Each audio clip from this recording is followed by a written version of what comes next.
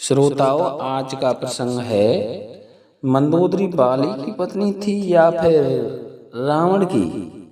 श्रोताओं, आप देख रहे हैं भक्ति ज्ञान सागर आज तक चैनल। मेरा सभी श्रोताओं को प्रणाम। बोलो जय श्री कृष्ण। जो भी हमारे नए श्रोता हैं, हमारे चैनल को सब्सक्राइब कर लें और बेल आइकन के बटन को दबाकर ऑल पर क्लिक कर लें, ताकि सबसे पहले आप हमारा ज्ञानात्मक वीडियो प्राप्त कर सकें। प्रसंग बहुत अच्छा है। मंदोदरी बाली की पत्नी थी या फिर रावण की। तो श्रोताओं, पहले मंदोदरी बाली की पत्नी थी। तारा और मंदोदरी दोनों की दोनों ये देवरानी जेठानी थी। लेकिन हुआ यूं कि बाली किसी भी राक्षस का वध करता तो उसके पाप के प्रायश्चित के लिए वह तपस्या करता था। इसलिए श्रोताओं, ताकि उसका पुण्य बराबर बना रहे, बाली तपस्या कर रहा था। उसी समय रावण ने ब्रह्मा से वरदान प्राप्त कर लिए और वरदान प्राप्त करने के बाद रावण संसार में विजय पाता हुआ बाली की तरफ आया। बाली को देखा तो वह तपस्या कर रहा था।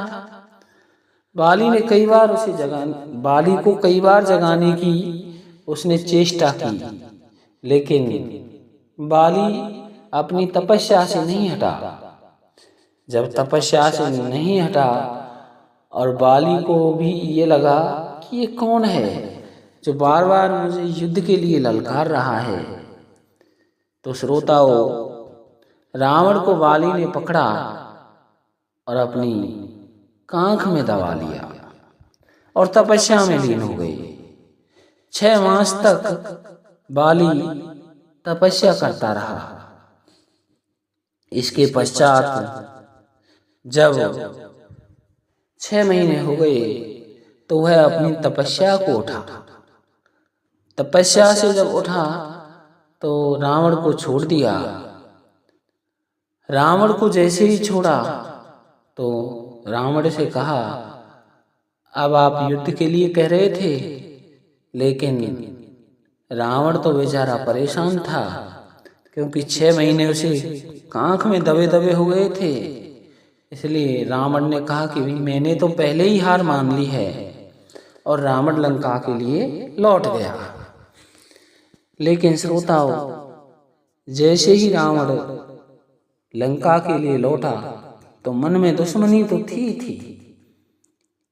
अब रावण के मन में पुनः शंका हुई और बोला कि एक बार और बाली से मिलके आऊं। इस बार बाली फिर तपस्या के लिए आ गया और सुग्रीव को वहां का कार्यवाहक राजा नियुक्त कर दिया, किष्किंधा का। श्रोताओं, जब सुग्रीव कार्यवाहक राजा थे तो वो भी बाली के आसपास ही रहते थे। जब बाली तपस्या करता था तो रावण आया। रावण सीधा महलों की तरफ आके गया। उसकी नजर मंदोदरी पर पड़ी।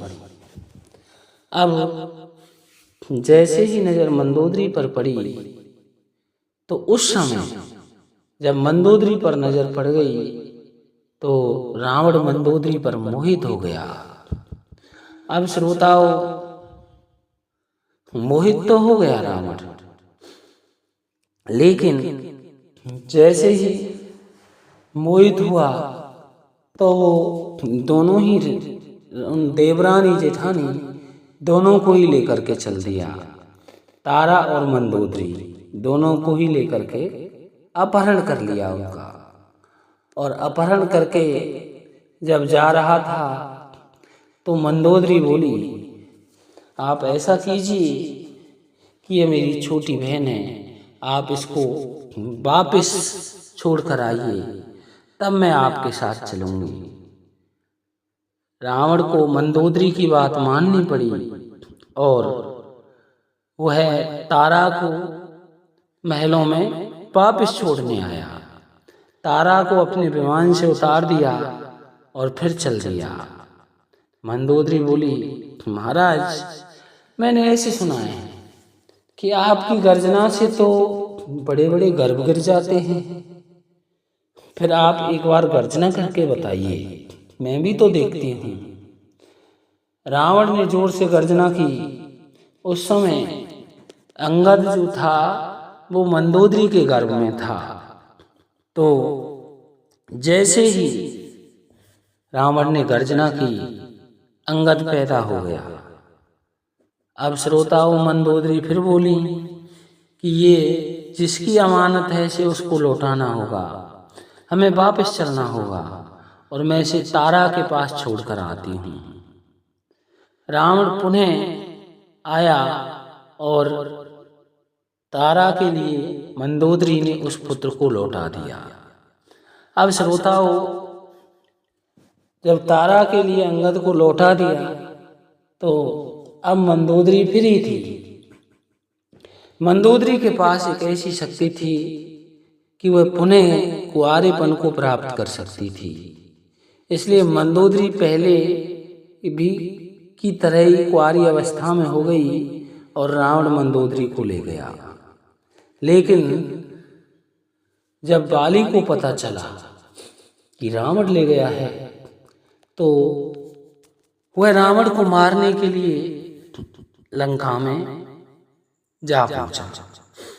अब श्रोताओं, रावण मंदोदरी से बोला कि अब मैं क्या करूं, क्या नहीं करूं, ये तो मुझे मार डालेगा। मंदोदरी कहती है कि मैं ही कोई उपाय निकालती हूँ। तो मंदोदरी कहती है कि आप उनसे क्षमा याचना तो मांग ही लेना और मेरे पीछे छिप जाना। रावण ने कहा, ठीक है। अब जैसे ही वाली रावण के कक्ष में गया तो मंदोदरी वहाँ थी। मंदोदरी ने कहा कि महाराज, मैं आपके साथ चलूंगी और इस रावण को भी आपको मारना है, लेकिन ऐसे नहीं, पहले आप भोजन तो कर लीजिए। अब मंदोदरी ने भोजन रख दिए रावण के लिए और वाली के लिए।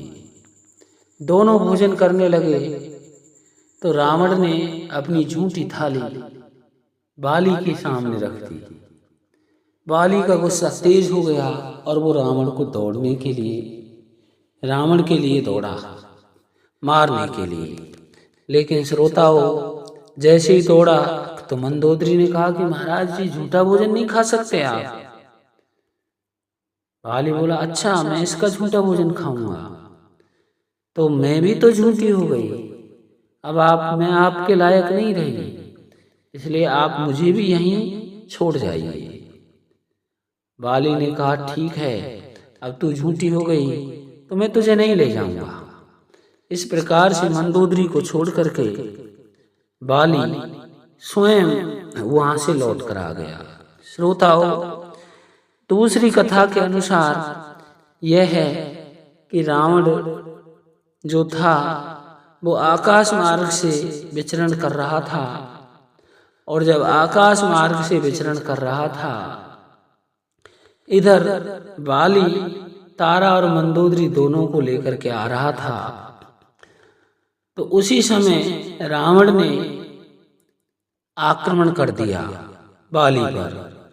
अब बाली दोनों को नहीं बचा सका और केवल एक तारा ही तारा को बचा सका, और एक को यानी मंदोदरी को रावण वहीं से ले आया था। श्रोताओं, इन कथाओं के स्रोत हैं तो रामायण ही, लेकिन इंटरनेट पर भी ये उपलब्ध हो जाती हैं, इसलिए आप इंटरनेट पर भी देख सकते हो, गूगल पे सर्च करके। और अब हम आपसे लेते हैं विदा। बोलो जय श्री राम।